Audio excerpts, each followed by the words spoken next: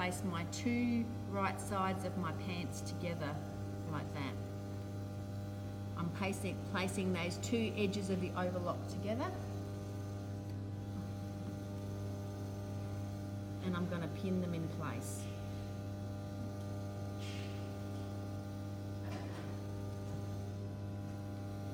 What I am going to do is I'm going to flip him to the other side so that I can see that stitch line. Because what I need to figure out for a start is where my notch is for where my zipper stitching is going to finish. So I'm going to put a pin right where that notch mark is, through there, because that's my stop sign. And I'm going to put some other pins, making sure that's edge to edge as I go round. Maybe I might pull those pins from this side because I'm going to stitch on this side. Now, this is my stop sign when I'm stitching around this crotch line here. That's my stop sign where my notch is for the top of my zipper.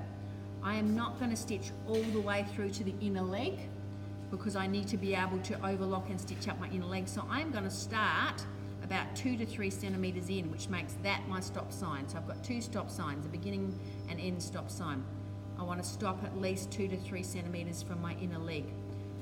If I accidentally stitch through and back tack, it's not a big deal. All it means is when you go to do your inner leg, you'll unpick back a little bit, stitch your inner leg, and then re-stitch up that crotch. It's not a biggie. But I want to stop and starting at my zip notch, or finishing, doesn't matter which way you sew, and starting and stopping 2 centimeters from my inner leg. This down here is my inner leg. Remembering this is my pant.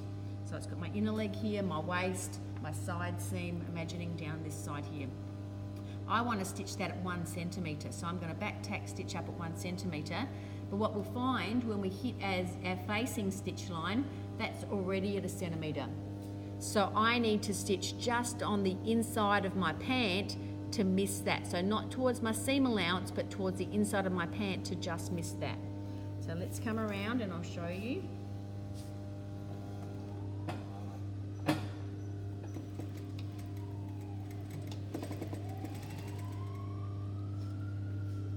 Sure my edge to edges I'm stitching around 1 centimeter seam allowance. As I'm coming up to this facing, remember that 1 centimeter that we didn't stitch? I'm pulling that out of the way. So I've literally, that 1 centimeter, I've pulled him out of the way so that he won't get caught, and that's why we've done it. So to help us with our sewing, shoe fly.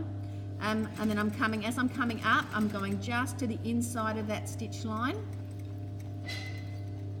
right to my zip notch. Back tack, pull him out.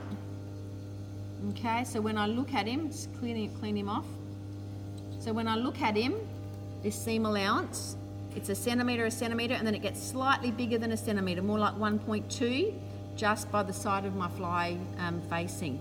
Pull that 1 centimeter out of the way so it doesn't get caught in this stitch line down here. So it looks like I've got 3 rows of stitching. They should be relatively close together. Okay, and that's stitching my front crotch together. Remember to stop and start about 2 to 3 centimeters from my inner leg seam. So where did I start? Thanks, Valerie.